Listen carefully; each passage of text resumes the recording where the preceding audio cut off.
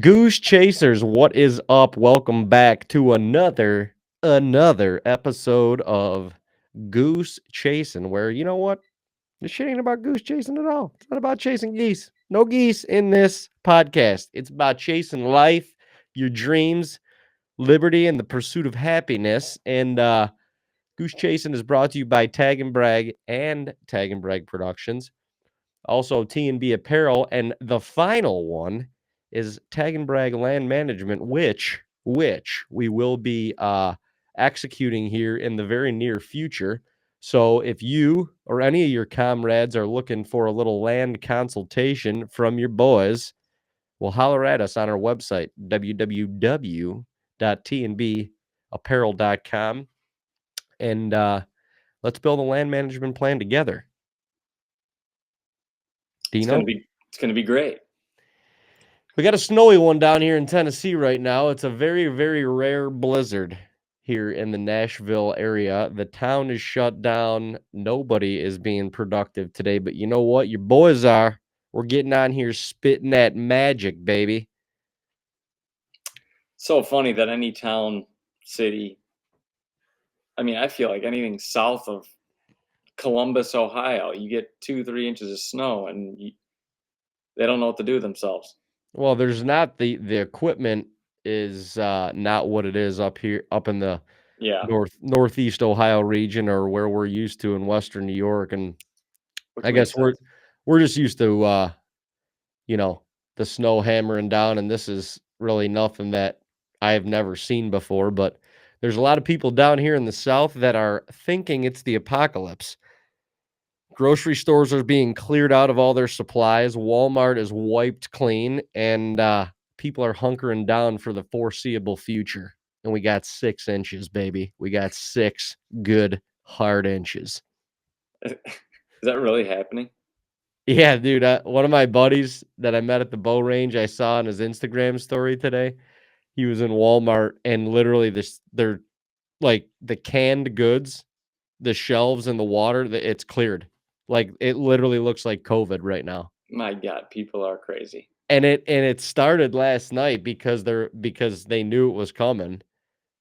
And we were out last night. Kelly's cousin's in town, so we were downtown. Dude, we were at the bar and go in, and it's like lightly snowing, come out, and there's like already an inch and a half of snow, and it is hammering down.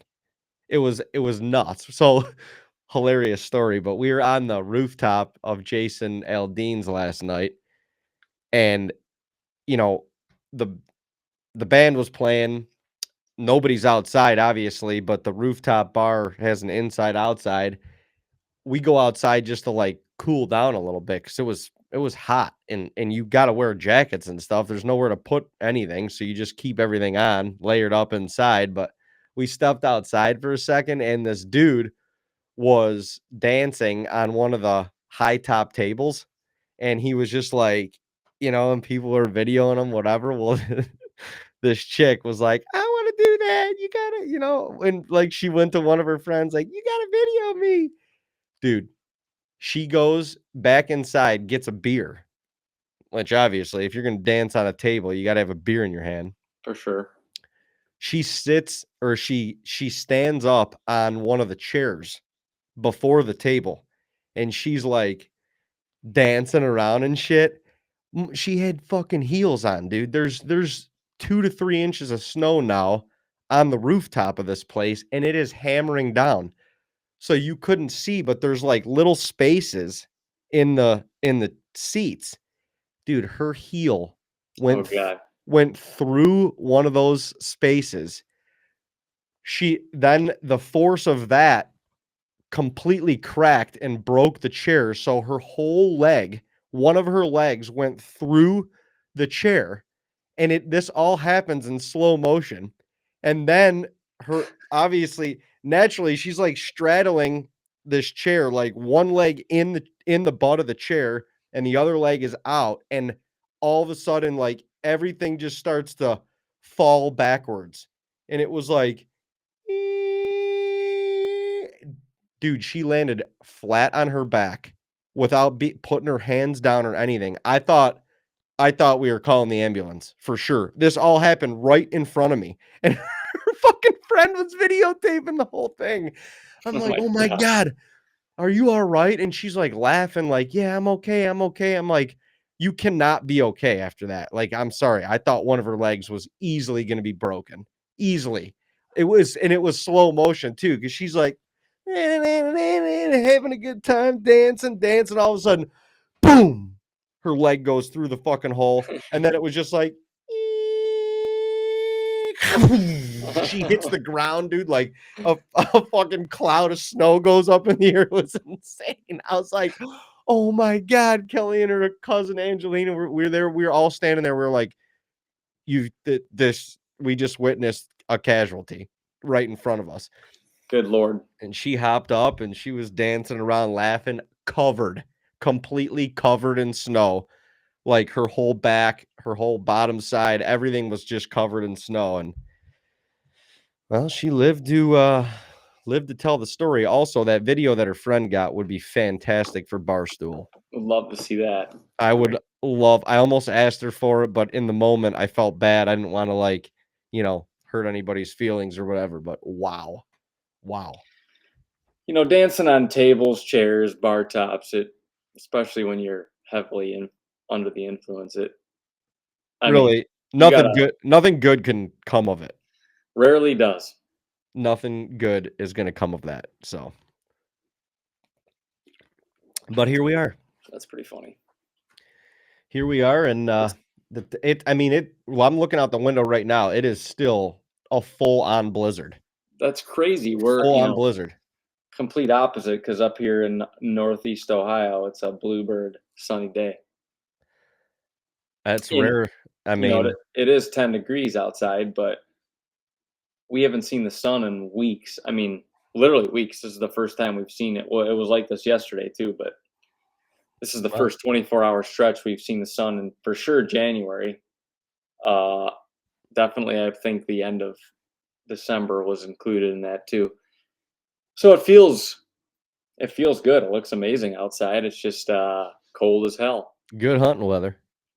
It's great hunting weather. You just want the snow. Like up here, you want snow right now, and we have a tiny dusting and frigid cold temperatures, which is not the usually when we get a blast of cold temps, we get a lake effect blast with it, and we were actually supposed to get it, and we didn't. This southwest wind blew everything right up to Buffalo. That's why that game got postponed. Oh my They're God, and shoveling out they're Highmark still Stadium right now. yeah, they're still shoveling. I saw I have no idea how they're going to play that game tonight.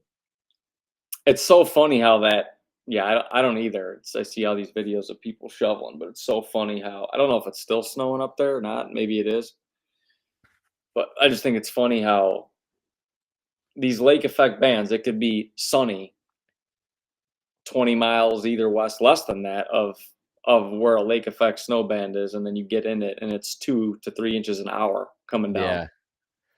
Yeah, Dumping.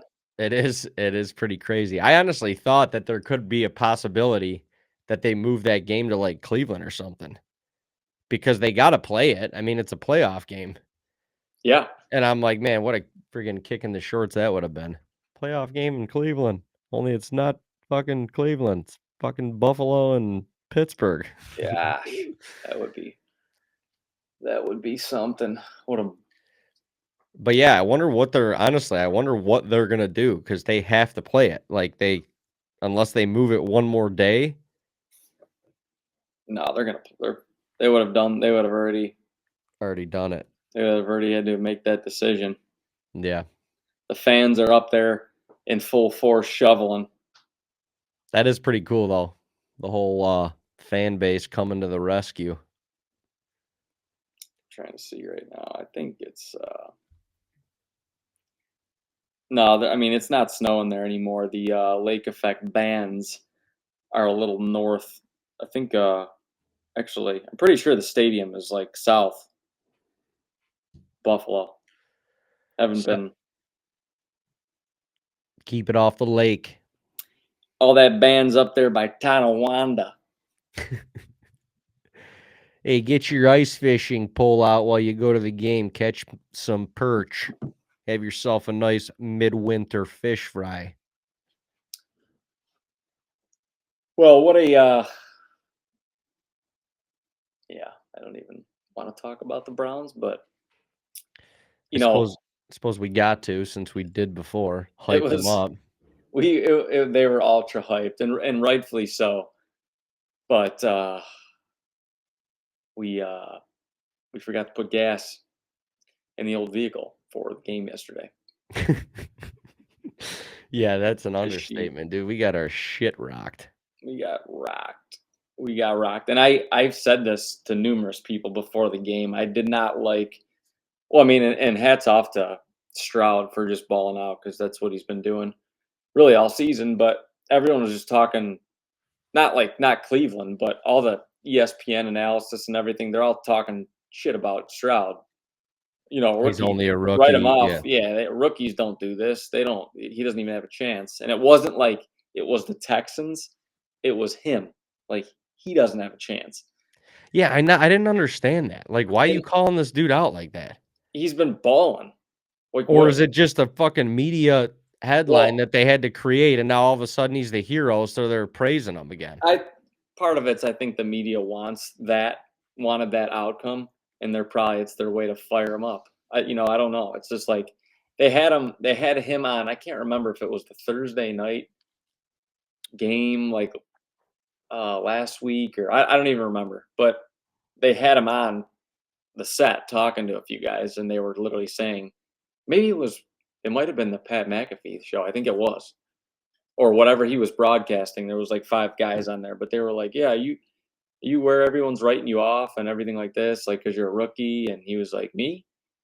And they were like, "Yeah." And he was like, "Okay, see what happens." Like he was just so calm and collected about it. I was like, "This ain't gonna be good." Dude, it was the last game of the season when the Colts, the Texans, and the Jaguars were all kind of fighting for that last spot. I'm like, the only team that I don't want to see is the Texans. That's the only one, because they got the offense that will Light it up. light it up, and they did. They commanded the game right off the rip, and they didn't let it go.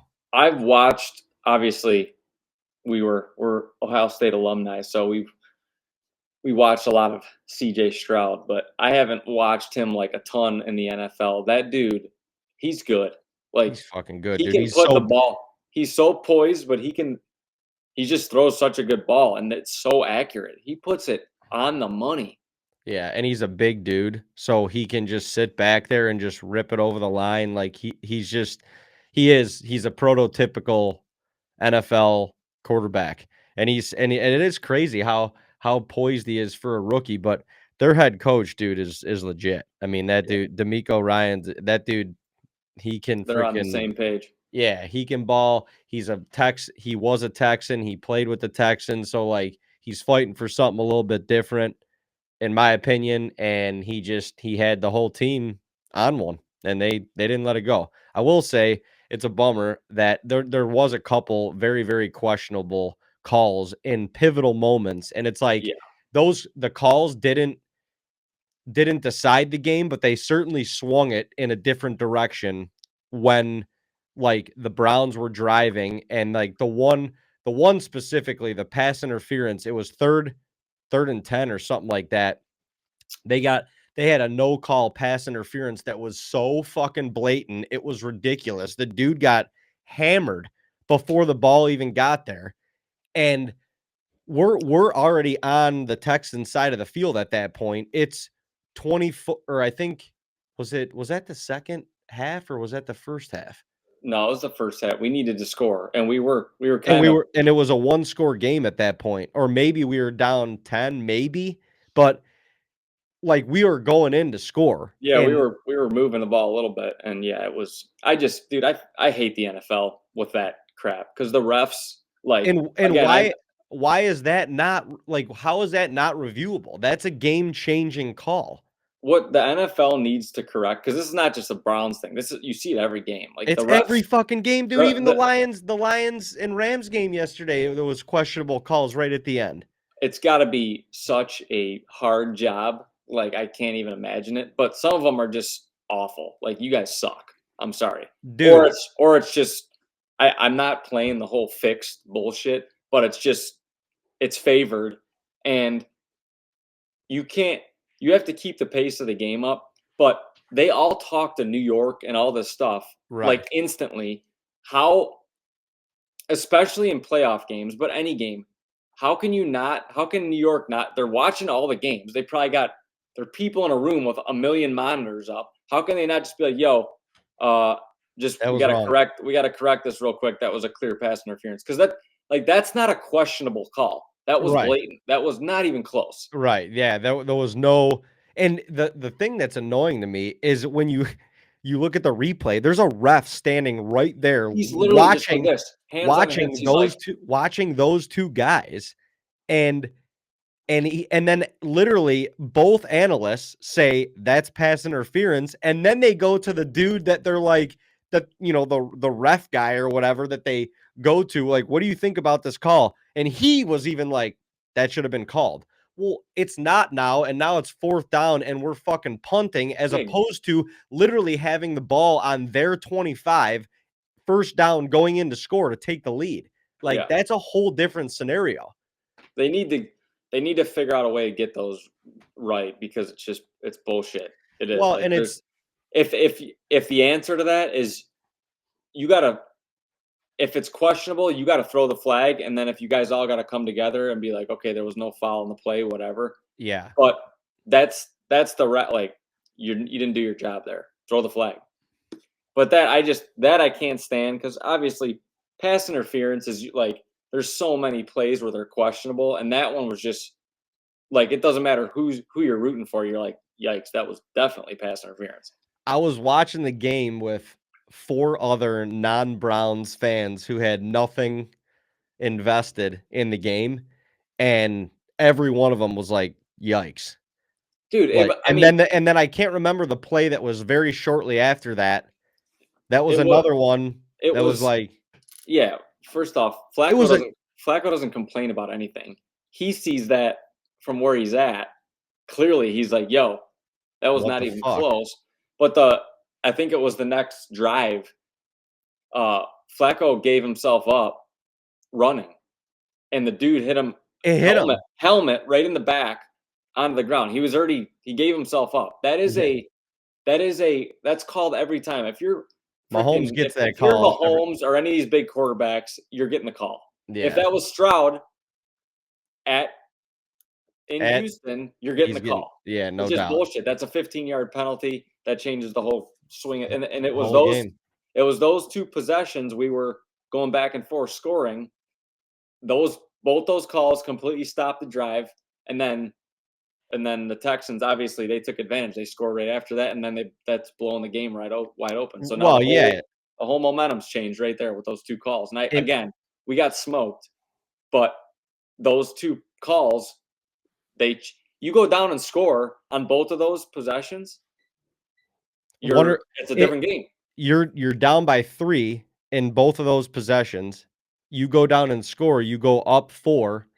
They get the ball at half. Instead, we I think we pushed them 3 and out on one of those possessions, but the next one with that the no roughing the passer or whatever, or not even, it wasn't even roughing the passer because he was scrambling.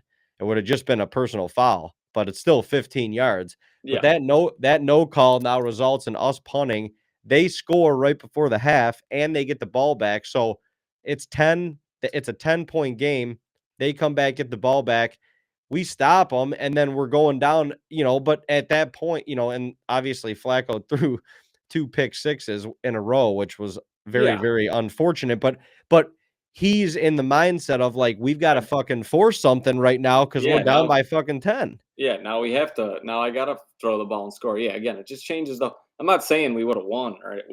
But it No, just but changed. make the You game just, fair, like, yeah, make it a you can't stand how petty call BS changes the whole outcome of the game. Because all it takes is Patrick Mahomes to stand up and put his arms in the air. Boom, yeah, flags coming out. flags coming out for sure, and you got a guy like Flacco that's not gonna do that.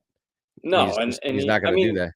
look at whatever 3 weeks ago when he had that crazy run when his face got ripped almost Yeah. backwards.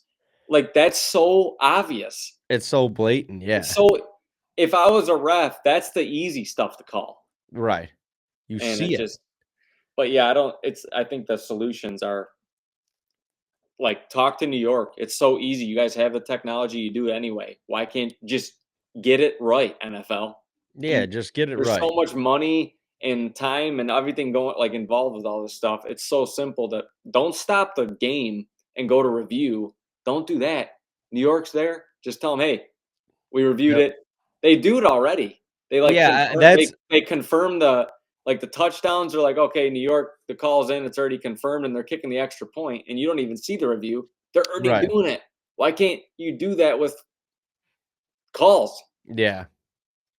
Especially when they're talking about like the little stuff, like false starts, all that crap, whatever.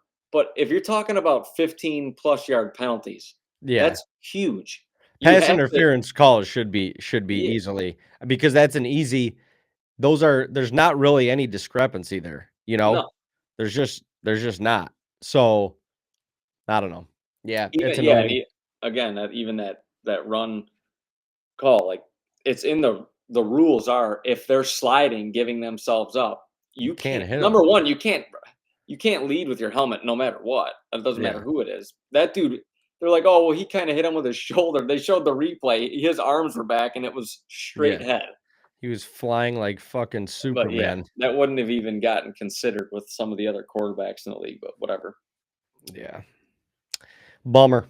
I Bummer. mean, What are you gonna do? They had a good run. I good mean, run. with Very, very literally practice depleted. squad Yeah. players. Yeah. No, it's just that it's a bummer that there was a lot of hype for the game. There was a lot of hype for the Browns in general, and then I don't know. It just felt uncompetitive at the end of it all. Like, but it is what it is. It It is was. what it is. It was. There's always next year in Cleveland. Hmm. And things are going to look really different, but we'll see how it goes. Hmm. But we just got back from ATA. Did you go to ATA or no? Did you go to there? You go to ATA or no? The signing the deals or no? You mean Michael Waddell or no? Or you meet Aldine or sing with him on stage or no? Did you go by the Buck Commander booth and say hi to Aldine and Luke Bryan or no? Did you get yourself a barbecued pulled pork brisket sandwich because that was the only option or no? During the show or no? Free beers at the outdoor channel booth or no? Or did you Feet hurt after a couple days of walking around or no? St. Louis a little sketch or no? Get stabbed or get scared of getting stabbed or what? No. St. Louis got to clean up some of the garbage on their streets or no? Did you get an invite to the party at PBR or no? Get a wristband or no? Feel like you are making it in the industry or no? 2024 budget already gone, even though it's only January 14th or no? Does that make sense or no? You just not want to say no to us or no? You making shit up or no? You don't give a fuck or no? Oh man. Yeah, no, I mean, another good ATA show. It was a little smaller this year. Definitely smaller than years past. You know what kind of pisses me off? And I'm gonna call some people out here. But like the boat companies, like all boat companies should be there, in my opinion. Like I understand that COVID taught everybody how to fill orders another way. And that's whatever. Like, great. You know, things happen, people adjust. But this is the archery trade show. Like, there's people throughout the entire industry there, and we're trying to, promote this as like a valuable thing. And you got like some of the major bow companies that they don't even have a presence there. How do you not have a presence there? Like, is that Well, not bad for is that not like diminishing the value of the hunting and especially the archery industry? You have an archery trade show, and some of the There's no major archery. bow companies are not fucking there. How do you not have every single brand of bow there being able to be tried, shot, practiced with, whatever? Like, I I don't get it. I like you don't have to spend a couple hundred grand on a booth the size of like a small warehouse, but have a booth there, have a couple people there, have some presence there. It's for the freaking archery industry. Like, yo, get back in the game. You're not that cool. Sorry. Like, you're not Well, that cool. yeah, but a lot of this is it's ATA's fault. Like, it's way too Okay. expensive. I Like, agree. but because these big bow companies, you can't go there. Like, you're trying to you have this image too. You're not going to go there and have a small booth because you're trying to save money. Because now you look like, oh, are they not doing good or like all this stuff? But the prices for companies to go to ATA are absolutely absurd. I'm sorry, they're not Yeah, I even mean, fair. Like, if ATA wants this to be a whole industry thing, then make it doable. Make it doable for everybody. Make it a no-brainer to go there. Because yeah, these companies, you're working your tail off for the whole weekend. It's exhausting, it's taxing, and you're trying to just make the money back that you put into the whole weekend. yeah, Like, it's not just a booth. It's it's expense. You got to fly everybody to the city. You're buying everybody badges. I mean, since we've started going to ATA, it's over doubled in price just to go there. That's as like a media or whatever, just to get your badges and stuff. yeah, I mean, I don't know. That's why these companies are using that to justify, because they're like, if it was cost effective and the investment made sense, everyone would do it. But I agree. It does. It sucks to see it like that, yeah. because It you sucks. I want to mean, go there and see all this stuff and see everybody's new products and feel like the whole industry is there, and they're not there anymore. yeah, Like, it's not there anymore. even, we were saying it, even all the faces are not all there. Like, a lot of people were there, you don't even see them. You don't even Right. see them because they're in a couple meetings and then they dip or whatever. But I mean, a lot of these big TV people, they would always have these hangout. They're in the booth and everyone's crowded around that booth because they want to see Lee and Tiffany or Juries or whoever it is. That doesn't happen anymore. Yeah. None of these none of these things are going on. But I don't know. They got to make changes, otherwise it's just going to keep going downhill. It is, because it's not. Again, 10 years ago, you were like, you don't even have like, you have to go there if you're trying to be in this industry. You got to Yeah, be in the there. space, yeah. And even I felt coming out of this show, I'm like, you don't have to go there anymore. Well, You yeah, I do, mean, but you don't. no, you don't. I mean, I think for guys like us, it's just that face-to-face time with, like, our existing partners and, and trying to make some headway with new people, like, it is necessary. You do have to Yeah, go there. I mean, you don't have to, but it certainly gives you a far better chance. That face-to-face time with these people is invaluable. I mean, it just is, and you don't get that many opportunities throughout the year to do it. A couple of these trade shows here and there, but at least this was the one that, would have almost guaranteed you that, like, everyone or most people and companies would be at. So when you're trying to seek like new opportunities, new partnerships and stuff like that, it kind of gives you the best bang for your buck to be in one spot and, you know, walk around, network, put yourself out there and come away with whatever you come away with. But I mean, yeah, I agree. It's certainly not as necessary. And I guess that's probably the frustrating thing for me is, it was like you said, it was such a necessary thing that if you wanted to be a part of this hunting industry, you had to go there to show face, to show that you were still back, like for another reoccurring year. You were still in the game. Unless you just have your partners that like you're set on and you get all that stuff done prior to. But yeah, it's just different. Times have changed.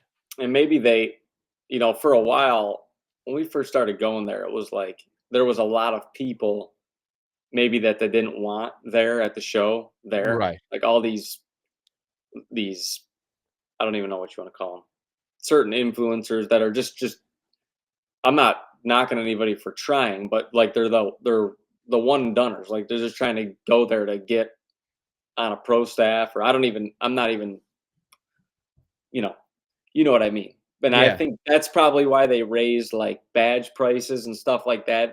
probably. They raised them a lot. Like it wasn't like let's bump these things up a little bit and make it harder to get in here. It was like let's let's jump them up 150, 200%, and then I don't know. It's tough with the cost of everything is dramatically increased in the last 5 years. So when you get when you increase it just to go there, and then everything else is high as well, it makes it really difficult for these companies to expense a trip like that and at least make it, I don't know, make it worthwhile. And then I don't know if maybe St. Louis had something to do with a little bit Oh of my that, god, St. Louis was a shithole.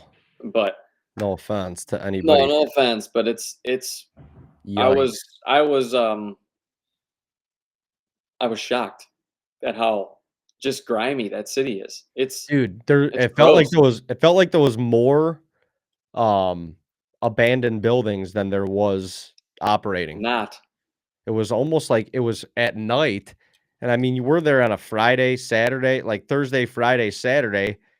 All the while, I mean, the whole town has to know that, like, there's tens of thousands of people that are gonna be there for ATA.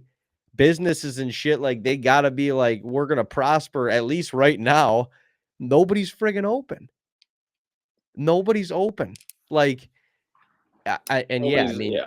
Nobody's unfor open. Yeah, it was just that was there I was just garbage and shit everywhere. I mean, a everywhere. lot of homeless people. I felt bad. I'm like, "Geez, man, this is crazy." And obviously that happens with a lot of cities regardless, but I've never seen a city when you're driving in and on the outskirts of it with so much garbage on the sides of the road. It was disgusting. Like you can't come up with any program, volunteers, anything to just once a year skim the roads. Like you see Help this it. hat in Ohio, you see all these they on the highways. Yeah. Interstate 90, there'll be just a crew just picking up some garbage. I don't it's not it's maybe it's only in the summertime, whatever, but there Damn. looked like there was years and years of garbage all over the place. Yeah, almost past the point of no return at this point. Like what are you gonna do? Yeah. I mean, yeah, literally, like, what are you gonna do now? Holy shit. Yeah, I mean, I don't know. The bummer is, like, the setup in St. Louis is perfect because the hotels are kinda all connected to the convention center, and then for the film festival, like, that was connected. A lot of the events went on in different ballrooms and stuff right at the convention center where the actual show was throughout the day. So, like, it was nice to just be able to, like, get up in the morning, pack whatever you're gonna pack to be at the show for the day, and then be at whatever event is gonna be there thereafter, and you don't have to walk outside. I mean, it was shitty weather all weekend, and so it's like for it like the efficiency with it all was great there, but Yeah. damn, yeah, Yeah, that that was was definitely an eye efficient. opener. Efficiency was good, but yeah, it's and I think it's like there again next year. I think it is. I think it is, unfortunately. Um, Yeah, no, we'll see. See if they make changes, but saw far less, and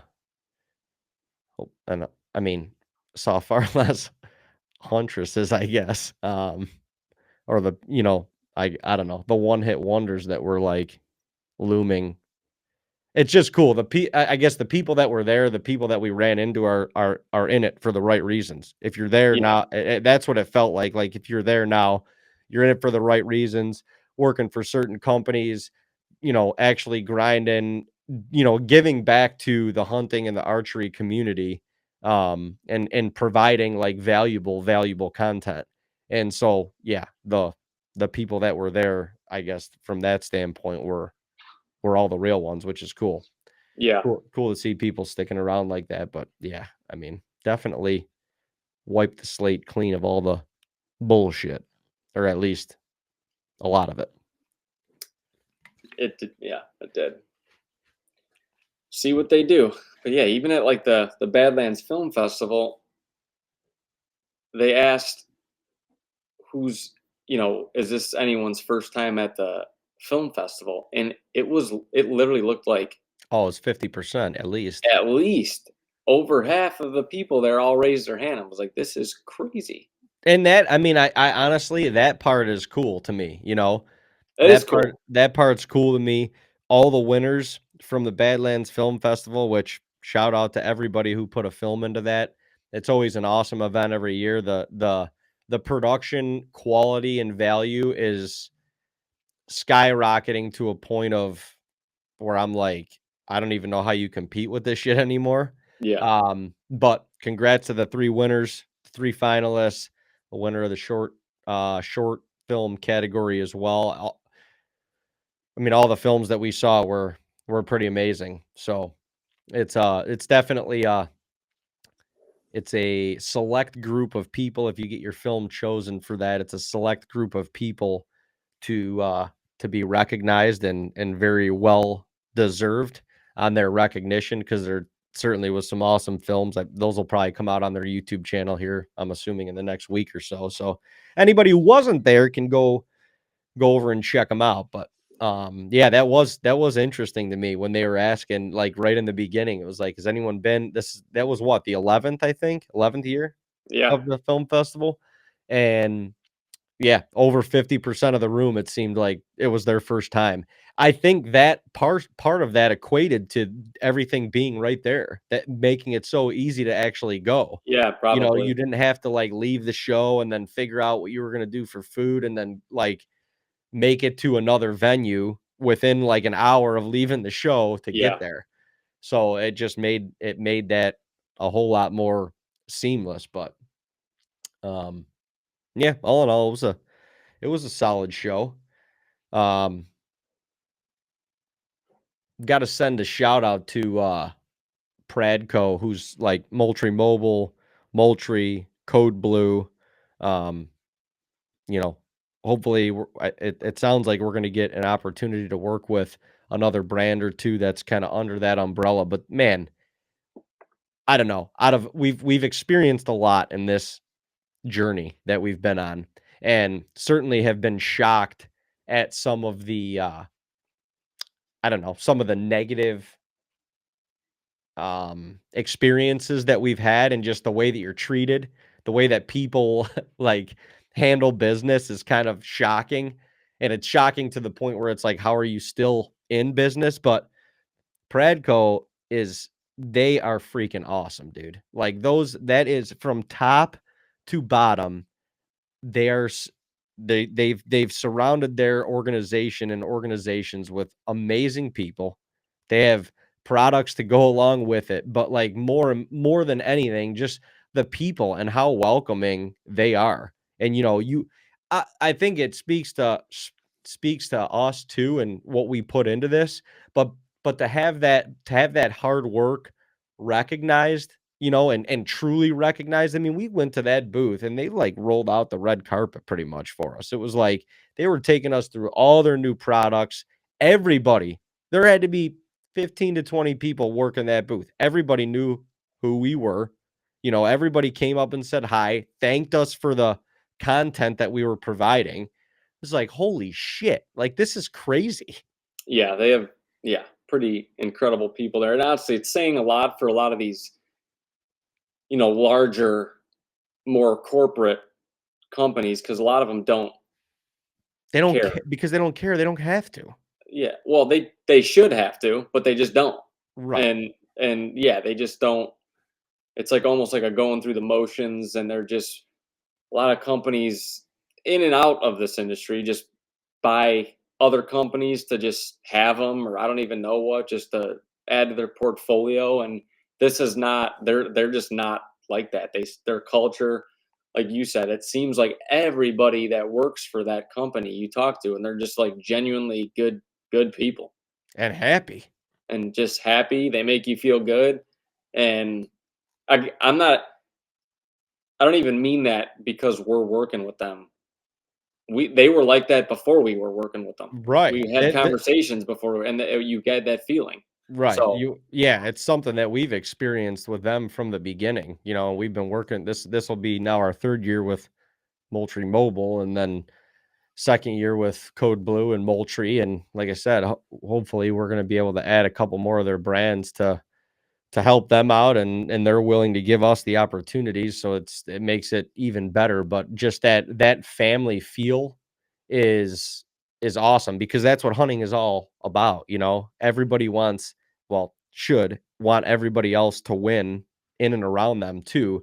And what's gotten a little bit sticky and stuffy is the competitiveness that goes along with all of this, and the hunting side of things specifically. But you know, there's just not existent with them. And it was very noticeable to us as we were there, and the time that they were willing to spend with us, and put into us, we're extremely grateful for. And once again, the products and the innovation, it goes hand in hand, and no kidding, because they care. You know, yep, they genuinely care, and I just feel like their products are so with the user in mind, so with the consumer in mind, that they speak for themselves. The results speak for themselves.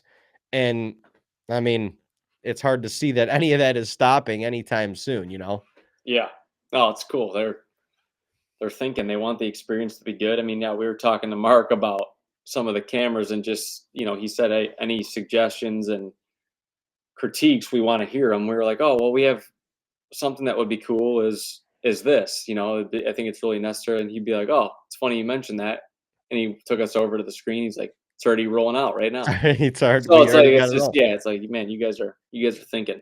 Yeah, yeah, and that's cool. And the fact that they are so willing to support, people like us. Because I mean, you can say what you want about like the influencers, or I don't know. I don't necessarily love that word, although it is a positive word. I feel like it's kind of got a little bit of a negative connotation. But for the people like us that are, you know, putting these products to the test, and not just with, those brands, but any brands that we work with or that we speak highly of, you know, for the companies, like, unless you have a like an on staff team that is doing all that, and that is putting effort into like going to utilize these products in the field, like, people like us we're necessary. We just are. Like, we're necessary to get the word out there. We're necessary to, test out these products in the field. We're necessary to show how they work, good, bad, or indifferent, in the field, so that the people that are buying them, regularly know or can see it or have some sort of feedback, so that they can put their hard-earned money to work for them, you know? Yeah, And so some of that, I think there's a little bit of a backlash on, people like us within the hunting industry. It's like, oh, here's another influencer doing this, and this, but we're just generally doing what we love to do, and trying to promote something that brought us great value in our lives to people that hopefully it can influence them in their lives. Um, I don't even know where I was going with that, but it was amen. good. Holy shit. But yeah, no, I mean, we should have a lot of cool things coming. We tested out some new products at ATA. We shot some different archery equipment at ATA, and we have a lot of follow-ups to do, and certainly reconnecting and just working out some situations for us. But hopefully, we'll be representing some new products and some new companies here throughout 2024, and looking forward to that. Excited about it. Yeah, very excited. Very excited. I'm very excited. Well, I don't know what else you want to converse about, but You're trying to go get in the bush, aren't you? I got to get in the bush, and if I'm going, I got to go right now. Yeah, I feel you. Well, yeah, let's just cap it off there. You know, we got cold weather and snow on the ground in Ohio, so the season is not over yet. And Dino's trying to represent. I'm trying. You would think with these cold temps that the deer would be moving like crazy.